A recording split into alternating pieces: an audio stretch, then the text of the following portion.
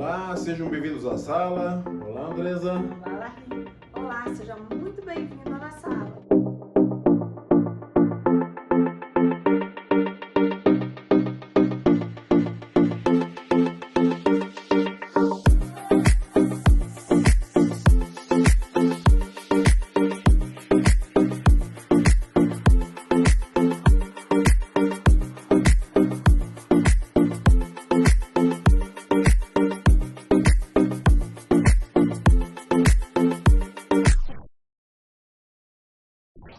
Nosso lugar de encontro, nosso lugar de meditação da palavra do Senhor. Que esse seja um tempo muito gostoso na sua vida, um tempo onde você possa tirar aí na sua casa, ouvir, pegar a sua Bíblia, acompanhar a leitura, anotar, meditar, falar com o Senhor, falar com o Espírito Santo, né? Ouvir a voz do Senhor enquanto você medita nesses textos. É verdade.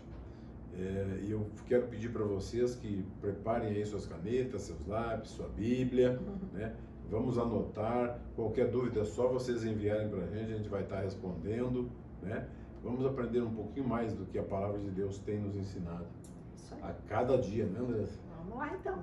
Então, no vídeo passado, a gente terminou ali o capítulo 16 do livro de Atos. Terminamos ali quando Paulo e Silas, depois de terem estado presos ali, Deus milagrosamente, enquanto eles, ao invés de reclamar da sua situação, eles estavam adorando a Deus naquela prisão, e um terremoto grande acontece e as cadeias se rompem. E a gente viu ali tantas coisas. O milagre maior ali não foi as cadeias se romperem, mas foi a conversão daquele carcereiro e de toda a sua família, né? E a gente falou aqui na semana passada, muitas vezes a gente tem um entendimento um pouco errado acerca desse texto sobre a conversão da família do carcereiro, né? Não é algo, falamos aqui que não é algo que veio por tabela, porque ele foi convertido ao Senhor, a família também foi. Não, a palavra foi levada a essa família. E em confronto com essa palavra, o Espírito Santo abre o entendimento de toda a família dele, e eles creem no Senhor Jesus e são batizados ali. E aí Paulo e Silas passam um tempinho ali com eles na casa de Lídia e depois partem para mais uma viagem aqui que nós vamos começar hoje no capítulo 17.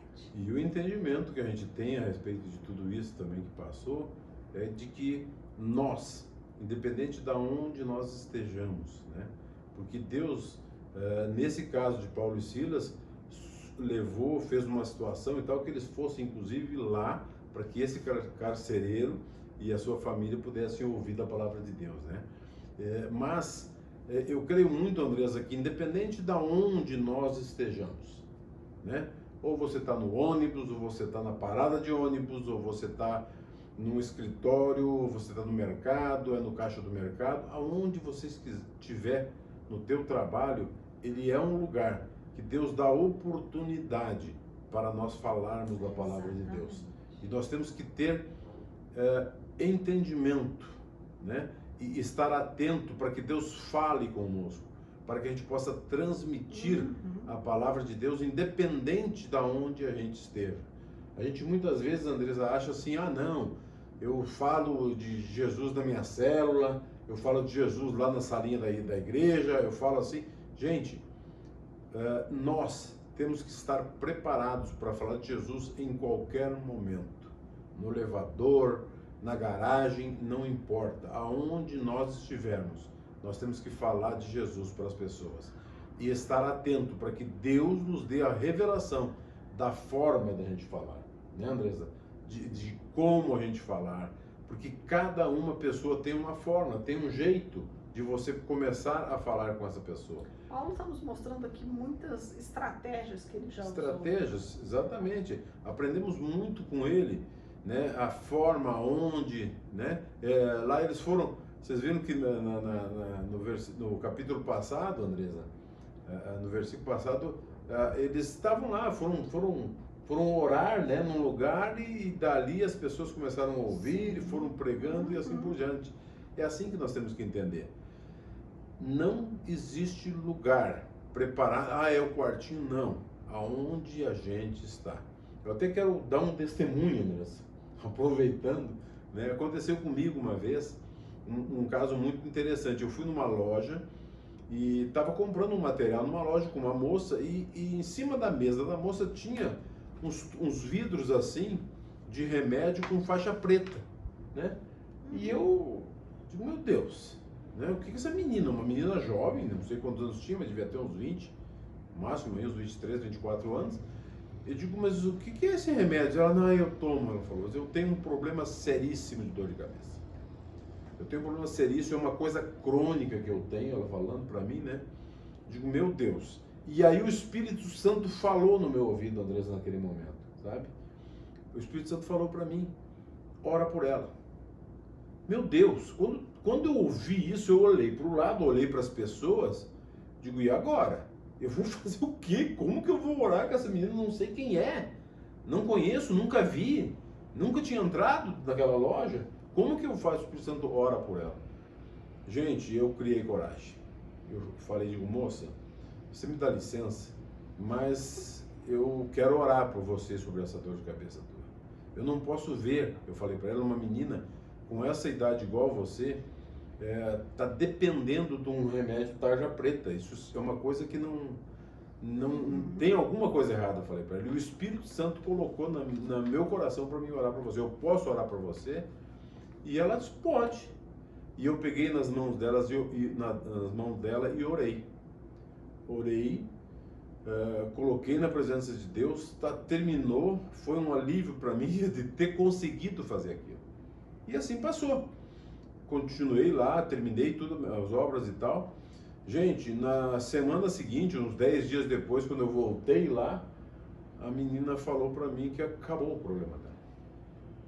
Ela estava curada. Ela disse, depois daquele dia que você orou, não precisei tomar mais remédio.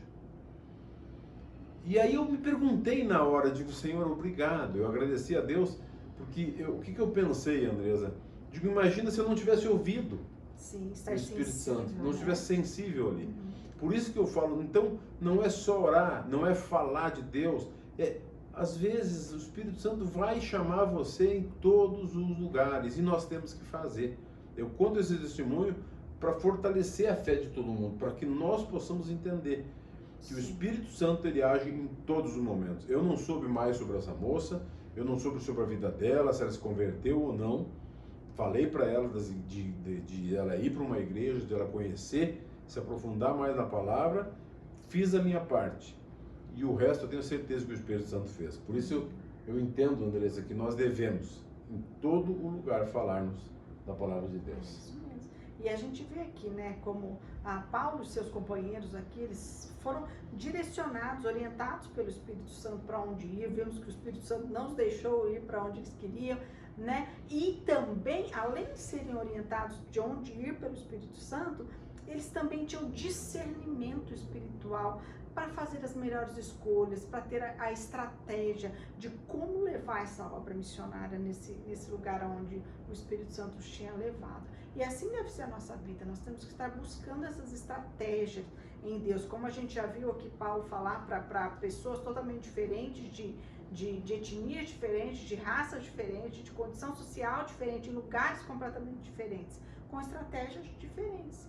A gente tem que buscar em Deus essa estratégia de como fazer isso, né? E como chegar, exatamente. E quando a gente diz que a gente tem que estar em todo o tempo preparados para pregar o Evangelho, para falar do amor de Jesus, para falar do que Jesus fez na nossa vida. É claro que nós não estamos dizendo que você vai pegar uma Bíblia e vai ficar lendo a Bíblia no seu trabalho. No seu trabalho você não foi contratado para ler a Bíblia, você foi contratado para trabalhar. Seja você uma manifestação da Bíblia, seja você a Bíblia que o seu companheiro de trabalho talvez não esteja lendo, né? Eu já vi pessoas falarem assim na RI, eu estou sofrendo uma perseguição dentro do meu trabalho, porque eu vou orar e daí eu sou perseguido. Você está orando no seu horário de trabalho. Seu horário de trabalho, você foi contratado para trabalhar, para executar aquela função para a qual você foi contratado. Não é para você parar do seu trabalho e ir lá no banheiro orar. Você faça isso no seu intervalo, né? Esse será um testemunho de um bom funcionário que você está sendo naquele lugar. Vai ser um testemunho da palavra de Deus, um testemunho do Evangelho naquele lugar, né? Só para que a gente não confunda as coisas. Porque lá a gente está dizendo que nós temos que estar preparados em todo tempo, porque aonde o Senhor nos leva, o objetivo primeiro é que ali nós sejamos uma testemunha dele, Exatamente. Né? E como um bom filho de Deus, se eu fui contratado para trabalhar 8 horas, eu tenho que trabalhar as 8 horas. No mínimo. No mínimo.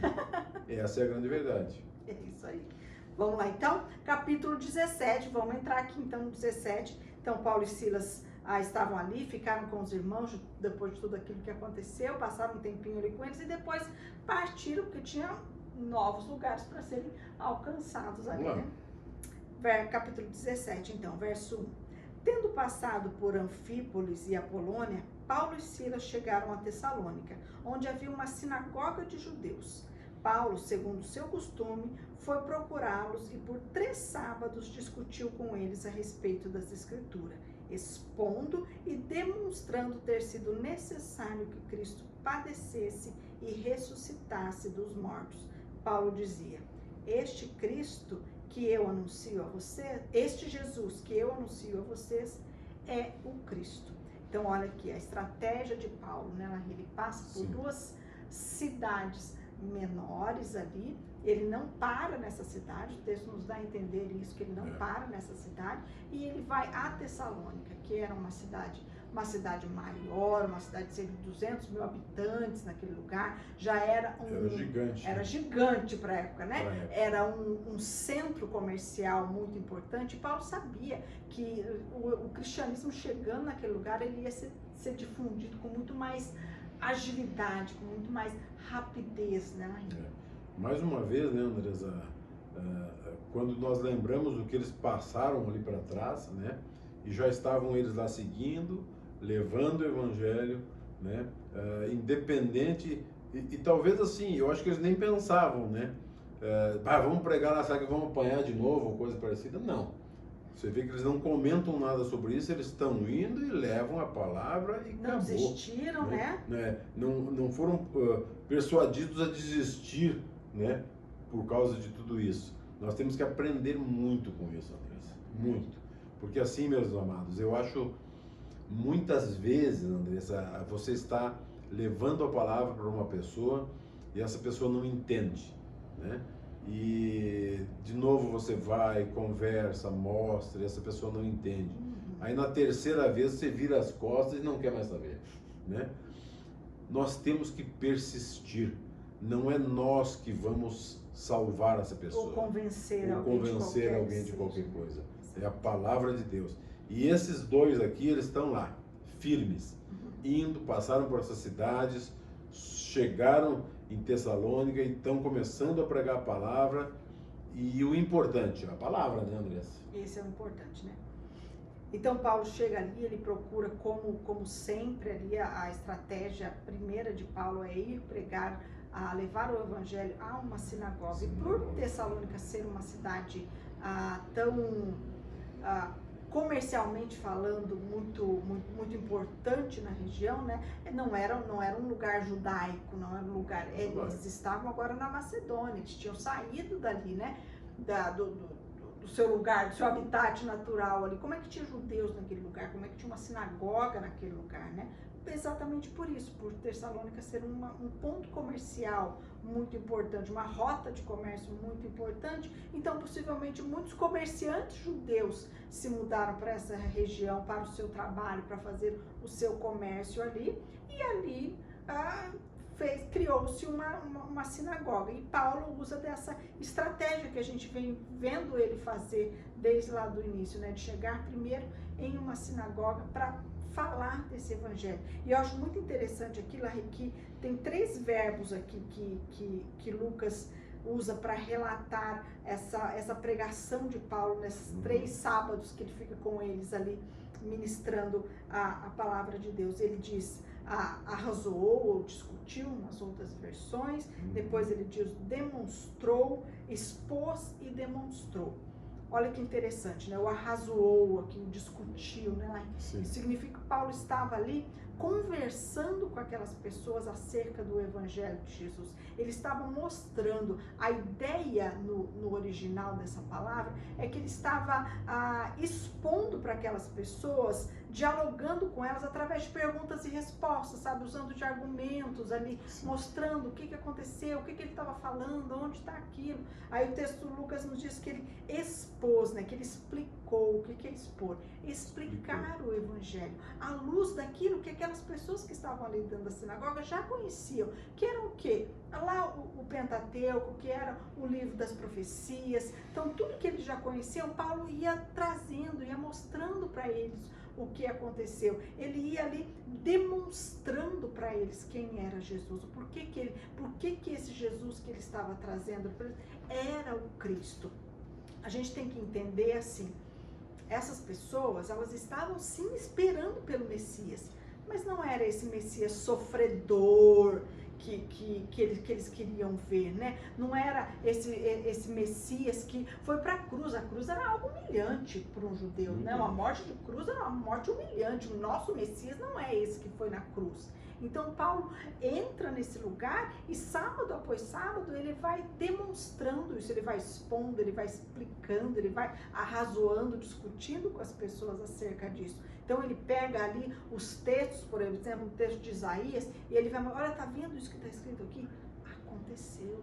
Esse é o Messias, esse é o Cristo que os profetas estavam falando, e ele passa esses 3 sábados fazendo isso, sabe? Pega ali, ó, a profecia e o que se cumpriu, a profecia e o seu cumprimento. É isso que Paulo fez com eles ali durante esses 3 sábados. Um grande detalhe, né? Usando a palavra. Sempre. Né? Sempre a palavra, não o achismo. Isso que eu acho o mais importante de tudo, Andresa. Sempre usando a palavra. Ele estava relacionado, agora está escrito lá assim, aconteceu aqui, está escrito assim, aconteceu aqui, né?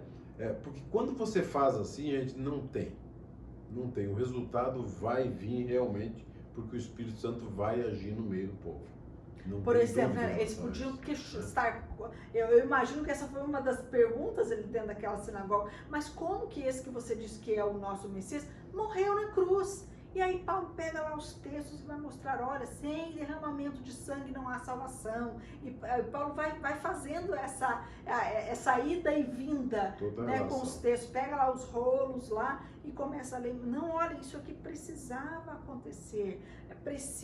Isso aqui tinha que acontecer, já estava predito. Era plano de Deus que isso fosse acontecer. Nós é que entendemos errado. Nós é que estávamos aguardando um governante político, um rei político, um rei que iria nos livrar da tirania de Roma, e não é isso que a Bíblia está nos dizendo, não foi isso que Deus nos disse, e agora se cumpriu. Então é essa conversa, é esse arrazoar que Paulo estava tendo com essas pessoas ali. Conversando, e ele ficou 3 sábados. 3 sábados conversando. Ali conversando, argumentando, explicando para eles, e o resultado, sem dúvida nenhuma, ia acontecer, né? E aconteceu, né? E aconteceu. E aconteceu. E isso me faz lembrar lá do que Pedro fala, né? Não, que nós temos que saber da razão da nossa fé. Quem de nós teríamos argumentos para passarmos 3 sábados de reuniões numa sinagoga, vamos dizer assim, explicando a nossa fé, explicando o Evangelho. E não pode esquecer de falar, André, que como ele estava numa sinagoga, ele tinha os rabinos, que o Velho Testamento eles sabiam de decor e salteado, gente. Eles sabiam tudo. Imagina. Paulo era um rabino, né? Então ele sabia o que aquelas pessoas, não tinham conhecimento. Não, porque por isso que eu falo, sabe, Andresa? E muitas vezes a gente vai discutir com algumas pessoas que elas têm um conhecimento, né? E como você ter o conhecimento suficiente para poder convencer, mostrar para elas realmente o caminho, não é verdade? É só com conhecimento e o Espírito Santo nos ensinando, só dessa forma. E aí o que acontece? Quando a palavra de Deus ela é verdadeiramente exposta, né? Explicada, com amor, mostrando para aquelas pessoas, acontece o que a gente vai ler aqui no verso 4 agora. Vamos lá. Alguns deles foram persuadidos e juntaram-se a Paulo e Silas. O mesmo aconteceu com uma numerosa multidão de gregos piedosos e muitas mulheres importantes. Os judeus, porém, quer falar alguma coisa antes do porém? Não, é muito interessante, Andresa, porque, mais assim, ó, você fala que na tua versão, na minha fala de convencidos, existe versões que falam convertidos, que se converteram, né? Então dá para nós entendermos que essas pessoas entenderam aquilo que Paulo estava mostrando. Persuadidos, a minha versão. Eu falo persuadidos, né? Mas o que me chama a atenção, Andresa, que eram judeus, eram gregos, era mulher da alta posição, mulheres da alta posição, né? Então, é um exemplo muito gostoso que a gente pode entender que o evangelho pregado, ele atinge todas as classes. Não existe classes para o evangelho. Essa é a grande verdade, né? As pessoas que ouvem a palavra de Deus, que recebem a palavra de Deus, como esse pessoal aqui receberam, independente de quem seja, quanto tenha ou quanto não tenha, e da forma que esteja, vai acontecer uma transformação, né? E é o que aconteceu aqui, entendeu? Então, eu fico tão... Eu me emociono quando vejo isso, né, Andressa? Porque já muitos pastores falam, olha, o evangelho não existe classe social, né? Nós na igreja, nós diante de Deus, nós somos um, né? Não tem essa conversa porque eu tenho, porque eu não tenho, porque eu sou, porque eu não sou. Não. Aconteceu, aqui é uma prova mostrando para nós que todos, exatamente todos, independente disso, que ouvem a palavra de Deus e compreendem que são escolhidos, são transformados. Não é verdade? Elahi, eu entendo que Paulo deve ter passado muito mais tempo além dessas 3 semanas aqui, desses 3 sábados que ele vai expor as escrituras ali, o evangelho para essas pessoas, né? Depois ele deve ter passado um bom tempo ali ensinando, discipulando esses que foram convertidos pelo Espírito Santo, até mesmo porque a gente vai ver lá em Filipenses, onde Paulo mesmo nos fala que por 2 vezes a igreja envia mantimentos para eles, né? Então a gente sabe que eles passaram um período ali juntos, né? Edificando um ao outro, né? E por que essa pregação de Paulo ela teve tanto sucesso aqui em Tessalônica? Paulo nos conta, e eu quero aproveitar, eu quero ler esse texto aqui, quando Paulo nos fala, porque Paulo mesmo vai nos dizer, quando ele escreve a sua primeira carta, tempos depois, aos Tessalonicenses, verso 1, eu queria ler aqui o capítulo 1 de 1 Tessalonicenses, a partir do verso 5, diz assim, olha como que Paulo vai falando com eles na sua carta. Porque o nosso evangelho não chegou a vocês somente por palavras, mas também por poder, no Espírito Santo e em plena convicção. E vocês sabem muito bem qual foi o nosso modo de agir entre vocês, para o próprio bem de vocês. E vocês se tornaram nossos imitadores e do Senhor, recebendo a palavra com a alegria que vem do Espírito Santo, apesar de muitos sofrimentos.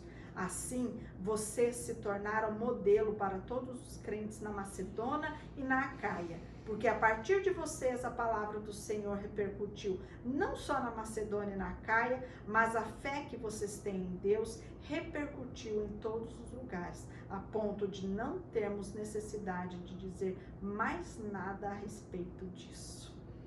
Meu Deus. Que delícia, né? Paulo chega naquele lugar, expõe as escrituras, o Espírito Santo convence aquelas pessoas, eles passam mais um tempo ali, e quando Paulo vai ir registrar, e depois essa igreja fez tanto por Paulo, né? A gente vai ver quantas coisas acontecem.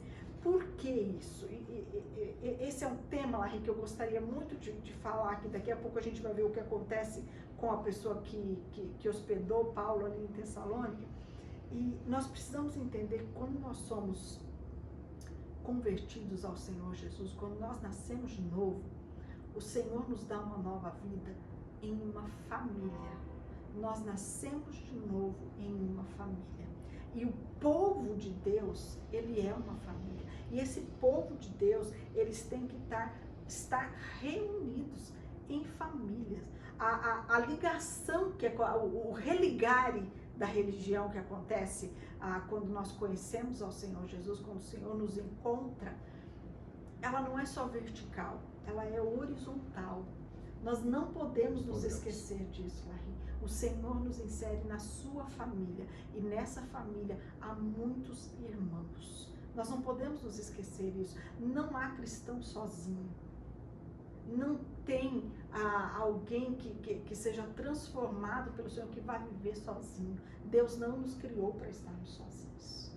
Deus não nos criou para sermos ermitão. Né? Exatamente. Não há salvação sem a integração à igreja de Deus, à família de Deus. Nós somos salvos imediatamente, nós ingressamos na família de Deus. Os salvos, nós somos salvos, somos batizados, somos discipulados e começamos a viver em comunidade, em família. Nós não podemos jamais nos esquecer disso. E é isso que aconteceu aqui na igreja de Tessalônica. E é por isso que essa igreja se manteve firme e vai, aqui como Paulo relatou na primeira carta, apesar de muito sofrimento, apesar, venha o que vier, todas as coisas que vier, nós somos um. Quando ali em João, Jesus vai falando na sua oração, olha, vocês se tornarão um comigo, assim como eu sou um com o Pai, vocês serão um com o outro. É isso que o Senhor faz conosco. Nós somos uma família, então nós não podemos nos esquecer disso. Não somos salvos para vivermos isolados, não somos filhos únicos. E ele relatou muito bem o que aconteceu, né, Andresa? E o que nós vamos ler daqui para frente. Pertencemos a um corpo, não esqueça disso. A um corpo. Não esqueça disso. Pertencemos a um corpo. Verso 5, então. Aí o que acontece? Os muitos sofrimentos começam a acontecer. Verso 5. Os judeus, porém, movidos de inveja, trazendo consigo alguns homens maus dentre a malandragem, reuniram uma multidão e provocaram um tumulto na cidade. E atacando de surpresa a casa de Jason, procuravam trazer Paulo e Silas para o meio do povo. Porém, não os encontrando, arrastaram Jason e alguns irmãos diante das autoridades, gritando: estes que promovem tumulto em todo o mundo chegaram também aqui, e Jason os hospedou na casa dele. Todos estes agem contra os decretos de César, dizendo que existe outro rei chamado Jesus. Meu Deus. Vai lá. Toda vez que nós pregamos o evangelho verdadeiro, sempre vai ter alguns, né, Andressa, que vão estar contra a gente. Sim. Isso é perfeitamente normal e nós temos visto isso desde o princípio do livro de Atos sendo relatado. Não teve gente, é pregado o evangelho, tem aquele que vai lá contra, que não. Esse que está contra, na verdade, é aquele que não entende, né, Andressa? É aquele que não entendeu o que a palavra de Deus quis dizer. Esse tipo de pessoa, ele vai ficar contra, porque ele não vai entender, não tem como ele entender, né?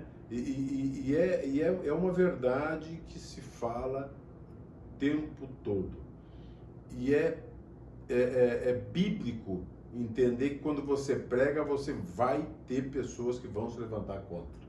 E interessante que esse texto fala que eles não se levantaram contra eles por conta da palavra que eles estavam trazendo. Eles se levantaram contra eles movidos por inveja. Exatamente, né? Exatamente. Como isso é uma coisa tão maldita isso. A inveja é algo tão maligno que faz com que as pessoas usem dos meios mais baixos. Ela busque alianças mais horrendas, como o texto fala aqui, né? Que eles foram buscar dentre a malandragem.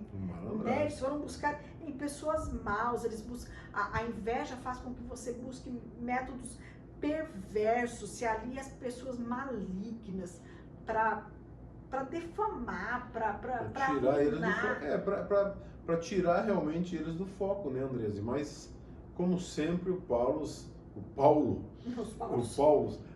Paulo sempre centrado, seguiu firme, né?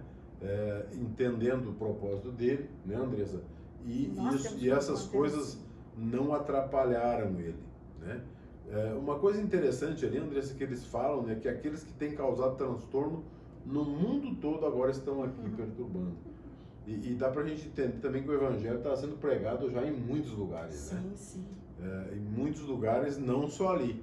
E vai causando aquele transtorno que você fala, né, Larry? Porque a gente viu, olha só, lá, à medida que a gente vai avançando, a gente vai vendo o quanto vai se levantando, o quanto vai as acusações contra a pessoa que está falando do Senhor Jesus, vai se levantando. Nós vimos o que aconteceu lá em Jerusalém, lá com Estevão, né, o primeiro mártir ali, tudo que foi acontecendo. A gente viu em Filipos ali, a gente acabou de ver os donos daquela escrava que foi liberta, eles se rebelam ali contra Paulo e Silas. A gente vai ver agora em Tessalônica, a gente está vendo que eles são acusados de serem desleais ao império, né, de estarem proclamando um outro rei. Então, olha assim como o evangelho, ele faz um reboliço por onde ele passa. Sim, isso acontece. E isso é algo, Larry, que a gente tem que tomar muito cuidado, porque muitas vezes,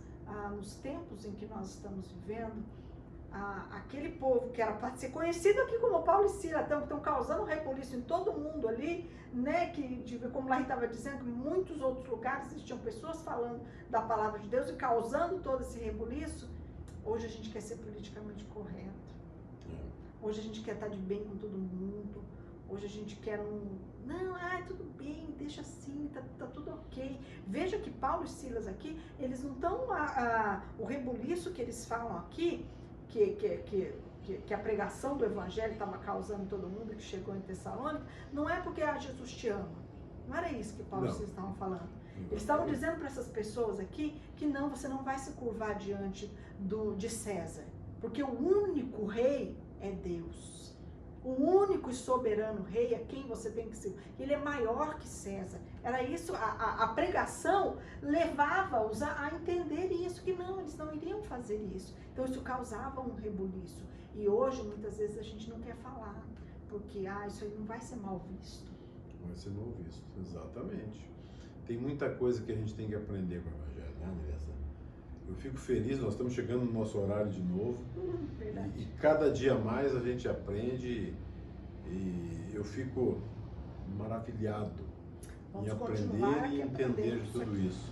Mas nós vamos continuando. Na próxima semana a gente vai voltar aqui para nós falarmos, a partir do 7 aí, a gente vai falar bastante, né? E temos que aprender muito ainda, gente, com essa passagem deles por aqui. E que sigamos cada um de nós falando fielmente da palavra de Deus. Somente e com certeza depois nós seremos acusados de contra os decretos do mundo. Tudo bem, não tem problema. Exatamente. Vamos orar? Vamos lá, feche seus olhos. Senhor, nós queremos te agradecer, meu Pai. Te agradecer por mais uma vez o Senhor poder nos dar a oportunidade de estar aqui aprendendo e falando da Tua Palavra. Que o Senhor nos abençoe, que o Senhor nos guarde, que o Senhor guarde a vida de cada um daqueles que nos acompanham, Pai. Que o Senhor esteja abrindo a mente e abrindo o entendimento para que nós possamos compreender os Teus propósitos nas nossas vidas, Pai. Nós somos te gratos, pedimos a Tua bênção, a Tua direção, no nome de Jesus. Amém. Amém? Vem para a sala. Te esperamos aqui na semana que vem. Vem para a sala.